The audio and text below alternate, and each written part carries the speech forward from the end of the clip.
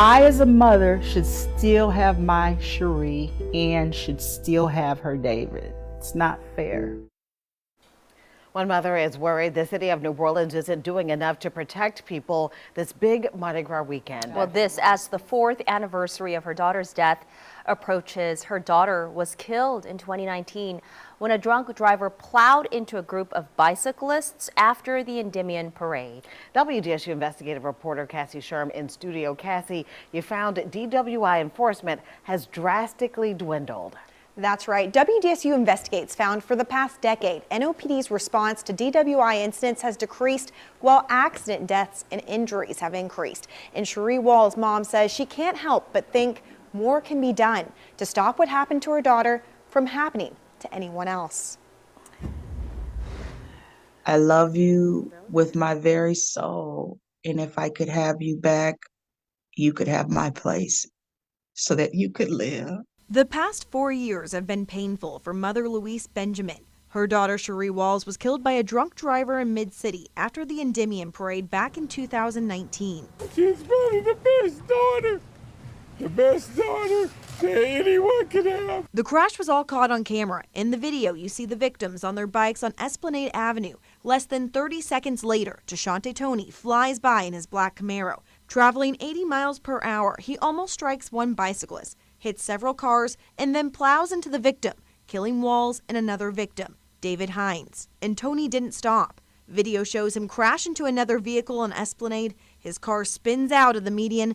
Toney opens the door and takes off running. His blood alcohol content was more than twice the legal limit. Your vehicle became a weapon like a shotgun that put a bullet through somebody's head and killed them. Toney pleaded guilty that October to 16 criminal counts, including vehicular homicide. The judge gave him a 90-year sentence. It was reduced to 65 after an appeal.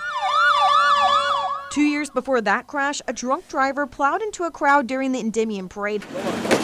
At least 24 people were hurt, including now interim police chief Michelle Woodfork. It happened just a matter of seconds. We heard impact and people were scattering. And now Cherie Wall's mother is concerned about the recent lack of law enforcement stops to catch impaired drivers. Not only am I nervous, there will be more deaths. And how many deaths, how many lives? The city of New Orleans takes this seriously.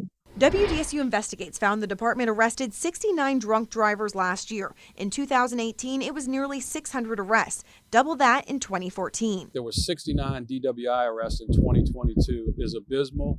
It's horrific. Former police chief Ronald Surpass says when he was on the force, that's the same amount of arrests 2 of his officers would do in 1 month. It wasn't that long ago in my career, I was a sergeant and I was in charge of the New Orleans Police Department DWI unit.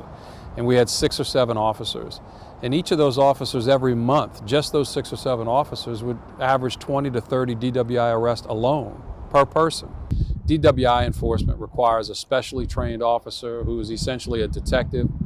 They have to have a lot of experience so that their testimony works in court. Interim Superintendent Michelle Woodfork says the lack of officers is a major contributing factor, but they are working on a solution. We still have a manpower problem, so of course the numbers in our traffic unit aren't up to what they used to be, but we're working back to that, getting the OSS system in place, working that contract out so someone else can actually handle traffic accidents and we can get back to doing more proactive traffic stops for DWI and the like. But Benjamin's worried that's not enough. That's why in February of 2021, she worked with Mothers Against Drunk Driving to help raise awareness. My son, David Hines, And my daughter, Cherie Walls, was killed by a drunk driver.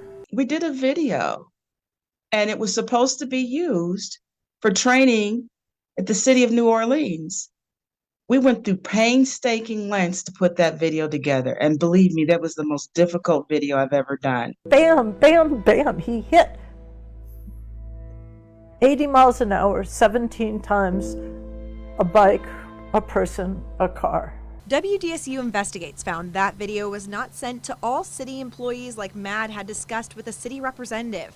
When they were ready to present the video, MAD kept getting excuses and then it was just washed. During that time frame, multiple city employees were arrested for driving while impaired, leaving Benjamin wondering why the video wasn't being shown. It's kind of like what they say, we were ghosted. And I think it was political. It wasn't the right timing. I forget what was going on at the time, but the insinuation was it's just not a good time to show that right now. Now, we reached out to the mayor's office days ago with multiple emails asking who saw that video and why it was not shown to all city employees like previously discussed. They have not responded. But whether anyone sees that video or not, Benjamin says she has one message for the public. I'm pleading with people there in this Mardi Gras season. Think of my Cherie and think of David.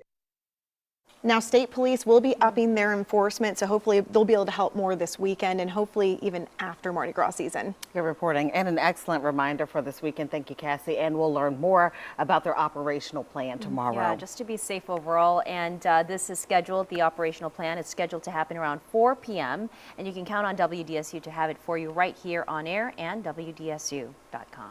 Thank you, Cassie. It's a WDSU weather alert.